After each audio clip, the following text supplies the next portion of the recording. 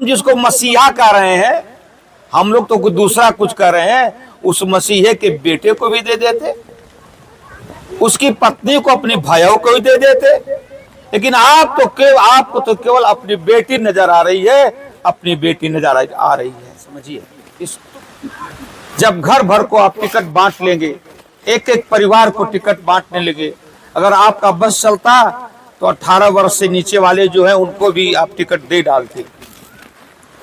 अरे विशाल हृदय करिए ना, पूरे प्रदेश के सारे लोगों का अपना परिवार समझिए।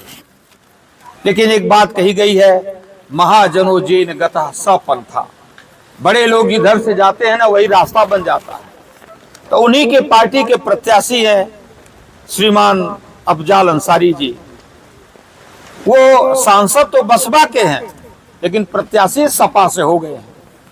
4 बार विधायक रहे हैं, पहली बार कम्युनिस्ट पार्टी से अन्य पार्टियों से, 2 बार सांसद भी रह चुके।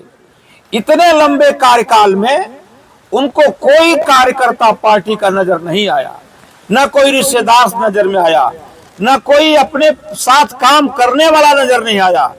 अब नजर आ रही हैं तो 3 बेटियां नजर आ रही हैं। इससे ऊपर कब आप उठेंगे? इस परिवारवाद से इस देश का गला कब तक छूटेगा? ये बात मेरे भी मन में आ रही थी।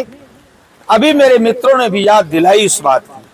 अचानक याद आ गया कि वो भी तो वही काम कर रहे हैं।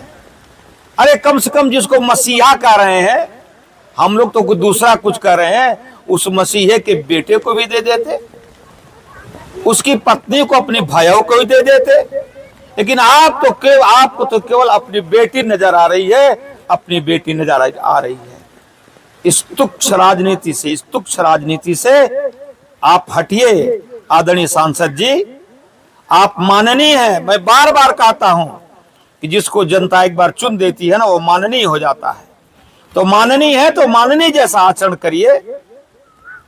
उसी घरौंदे में क्यों बार बार घिर के जा रहे हैं? को बड़ा करिए।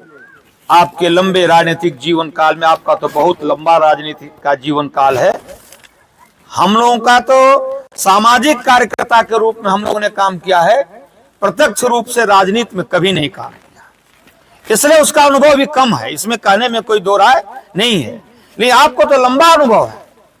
आप तो कम से कम अपना हृदय विशाल करिए। अपने ही मित्रों में से, अपने ही साथियों में से, इतने लंबे संघर्ष में जो आपके साथी रहे हैं, उन्हीं में से किसी को प्रत्याशी बना दीजिए।